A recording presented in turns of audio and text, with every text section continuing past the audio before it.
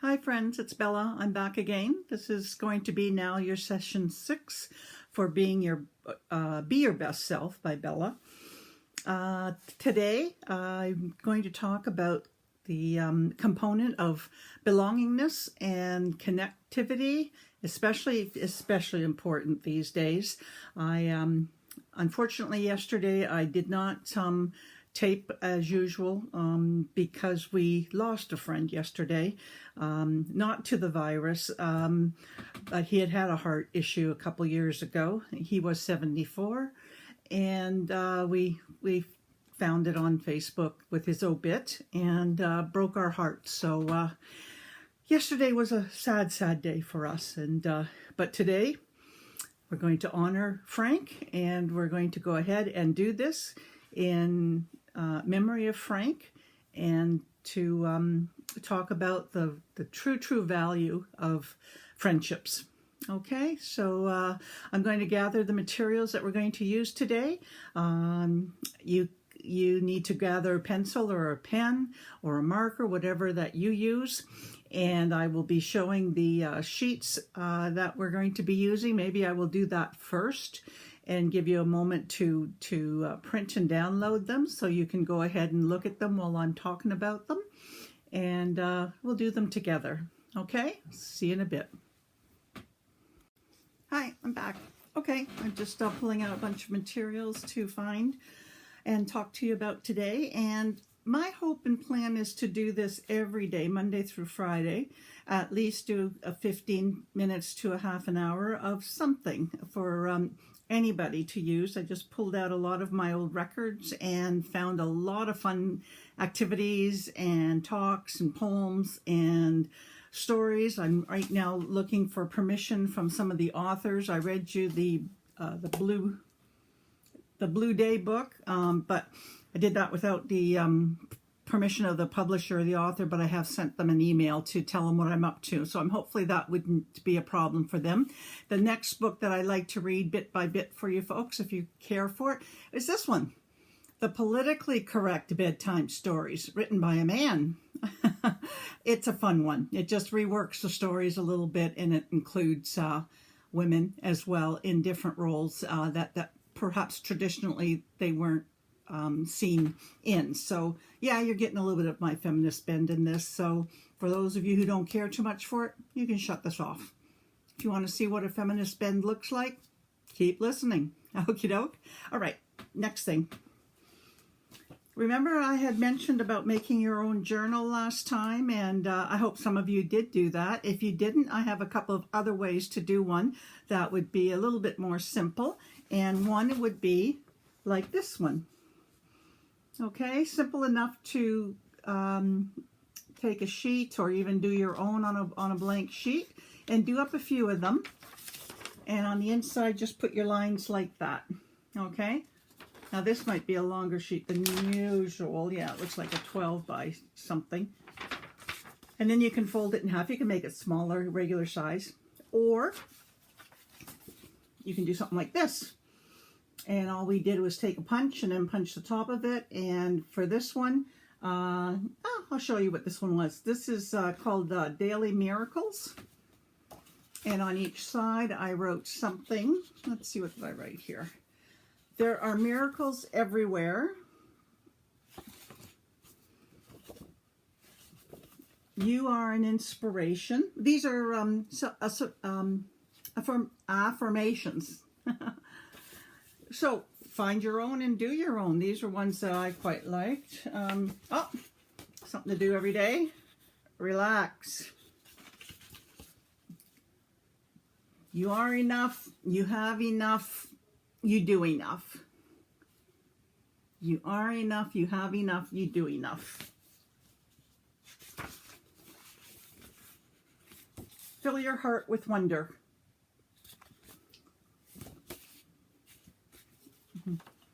Oops. You bring laughter to so many hearts. Okay?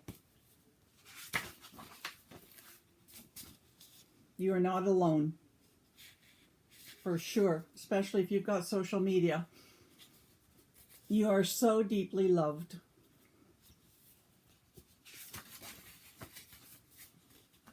Have an adventure. Breathe deeply. Can't stress that enough these days, especially for trying to control anxiety and panic attacks. This is something that I do. I don't know if I had shown this to you already or talked about it, but I'll do this right now. It's called 4 square breathing. And what you do is you take in a breath at the count of 4.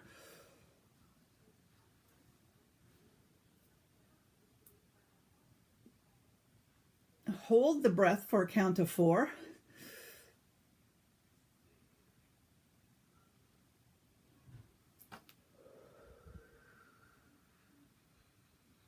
Release the breath for the count of 4.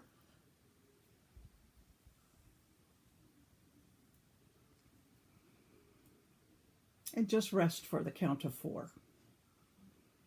You can increase the counts and to take in deeper breath, and it will slow down your heartbeat. It will ground you. It will get you through some panic attacks. Okay, doke. That's one method.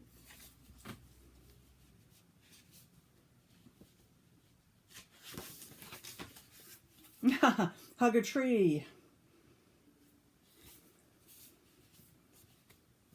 All your dreams are already coming true. Maybe for some of you kids, it's no school. We're going to do school this way. You are a miracle. That goes for everyone. And the last one, this book has been created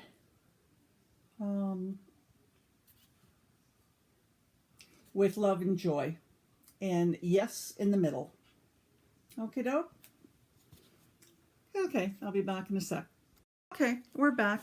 Okay, I've got a couple of sheets. This yellow one is for the Sunshine Group. Remember, those are the younger kids. Maybe mom or dad or grandma and grandpa can help you fill this one out. And this is called Someone Special.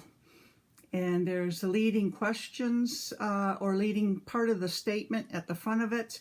And you can fill that in if you want by yourself, or you can have somebody ask somebody to help you, or even draw a picture. All right, so let's just read the first couple, 3 of them.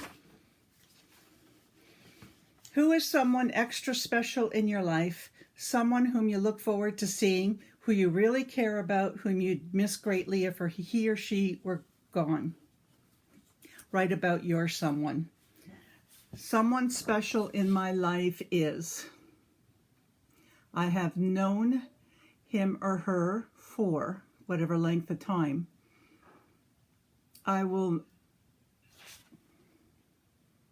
first met this person when.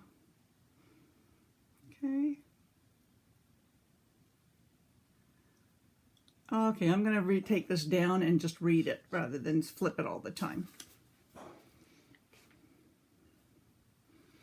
When I'm with her or him, I feel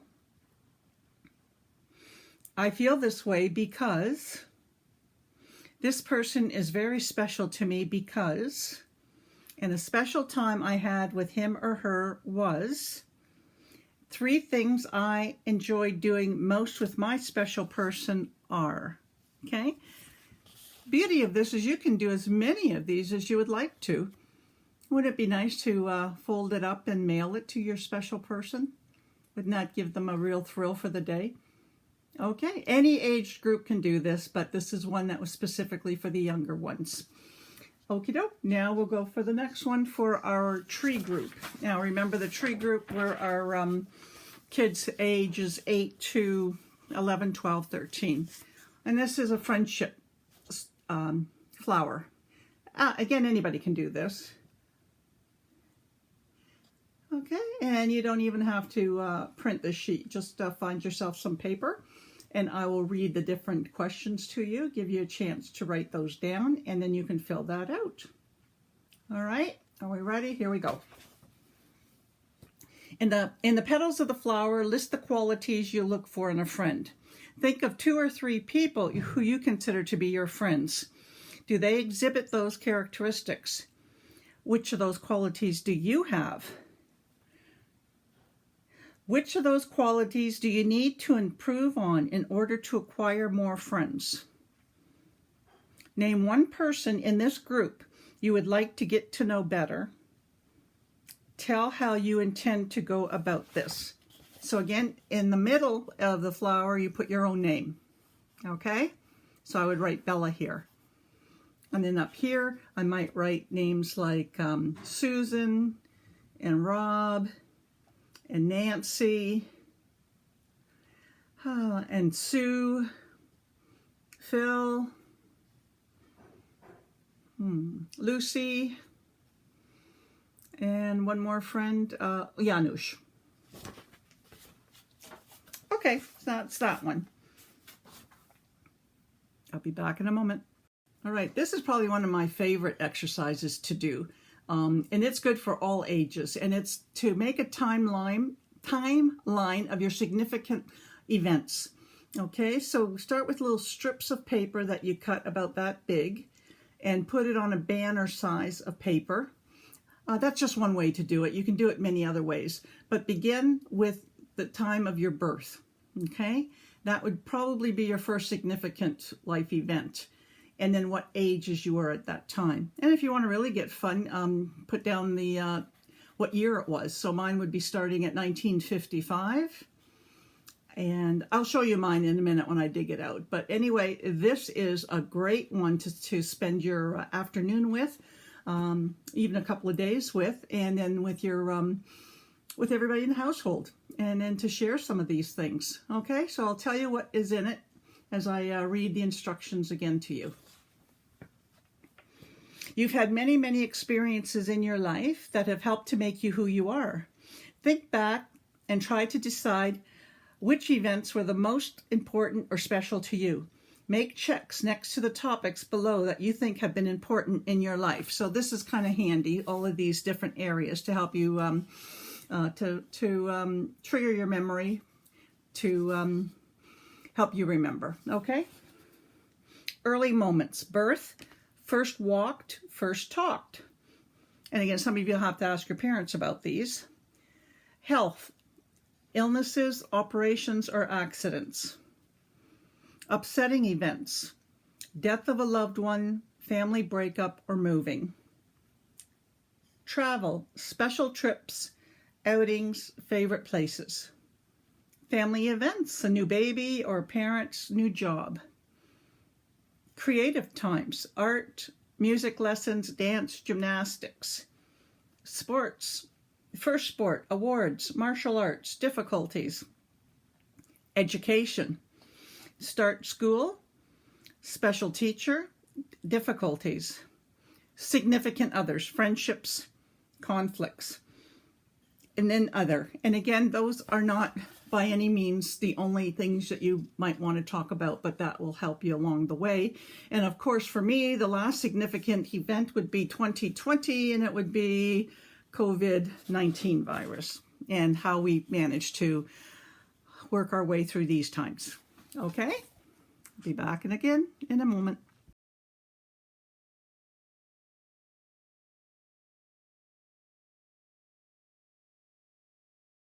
Okay, now I'm going to talk about an equation. Not a math equation, but a great life equation. And it is, now get your pencil ready, write down these letters. E plus R equals O. Okay? E plus R equals O. This is great for all ages, and this is a great reminder to help you handle whatever situation, crisis, event that happens in your life. So the E stands for event. E for event. R is response. Your response to that event. O equals the outcome. Got it? Okay. I'll let you think about that one for a while, and we'll come back with examples about that one tomorrow. I want to get to reading a poem and a bit of a book for you, and that will wrap us up today. Okay, see you in a moment. Okay, here's our time for our poem today. It's called Time Somebody Told Me. Time somebody told me that I am lovely, good, and real, that my beauty could make hearts stand still.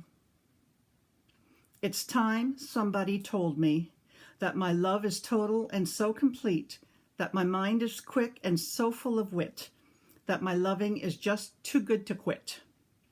Time somebody told me.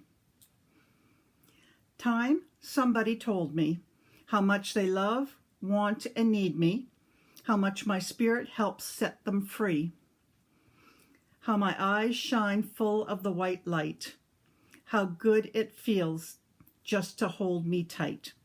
Time somebody told me. So I had a talk with myself, just me, nobody else, 'cause it was time somebody told me.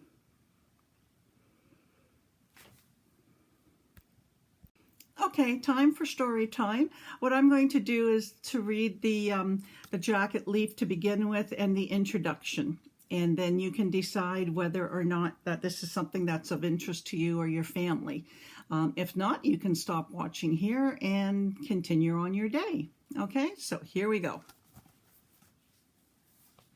Once upon a time, in the olden days, heavy-set middle-aged men would congregate in their elitist clubs, sit in overstuffed leather chairs, smoke air-choking cigars, and pitch story ideas and plots to each other. Problem was, these stories, many of which found their way into the general socialist consciousness, reflected the way in which these men lived and saw their world. That is, the stories were sexist, discriminatory, unfair, culturally biased, and in general demeaning to witches, animals, goblins, and fairies everywhere. Finally, after centuries of these abusive tales, which have been handed down unknowingly from one male-biased generation to the next, James Finn Garner has taken it upon himself, that's right, yet another man, to enlighten and liberate these classic bedtime stories and retell them in a way that is much more in keeping with society in which we live today. Politically correct bedtime stories, then, is the fruit of Garner's labors. We would like to think that future generations of fairy tale fans will see this as a worthy attempt to develop meaningful literature that is totally free from bias and purged from influences of a flawed cultural past. Okay, now I'm going to read the introduction by our author. And tomorrow I will start with the first tale, waiting for the author to email me back with his permission. Introduction. When they were first written, the stories on which the following tales are based certainly served their purpose: to entrench the patriarchy, to estrange people from their own natural impulses, to demonize evil, and to reward an objective good. However, much we might like to, we cannot blame the Brothers Grimm for their insensitivity to women's issues, minority cultures, and the environment. Likewise, in the self-righteous Copenhagen of Hans Christian Andersen, the inalienable rights of mermaids were hardly given a second thought. Today, we have the opportunity and the obligation to rethink these classic stories so they reflect more enlightened times. To that effort, I submit this humble book. While its original title, Fairy Stories for a Modern World, was abandoned for obvious reasons, kudos to my editor for pointing out my heterosexualist bias, I think the collection stands on its own. This, however, is just a start. Certain stories, such as the duckling that was judged on its personal merits and not in its physical appearance, were deleted for space reasons. I expect I have volumes left in me, and I hope this book sparks the righteous imaginations of other writers and, of course, leaves an indelible mark on our children. if through omission or commission I have inadvertently displayed any sexist, racist, culturalist, nationalistic, regionalistic, ageist, lookist, ableist, sizist, speciesist, intellectualist, social economist-ist, ethnocentricist, no, I'm not going to read that one, heteropatriarchalist, or other types of bias as yet unnamed. I apologize and encourage your suggestions for rectification. In the quest to develop meaningful literature that is totally free from bias and purged from the influences of its flawed cultural past, I doubtless have made some mistakes. So in the meantime, tonight, maybe if you're looking over your stories that you have, books that you have for your kids, it might be a fun exercise just to read them to yourself and then see if you can point out anything that might be one of those ists in the book, and what the heck, reread it the way you want to have it sound. Okay? So anyway, that would be our session for today. And as usual, we'll end up with my usual little send-off of Slay the Day. All right? Take care, everybody, and take care of each other.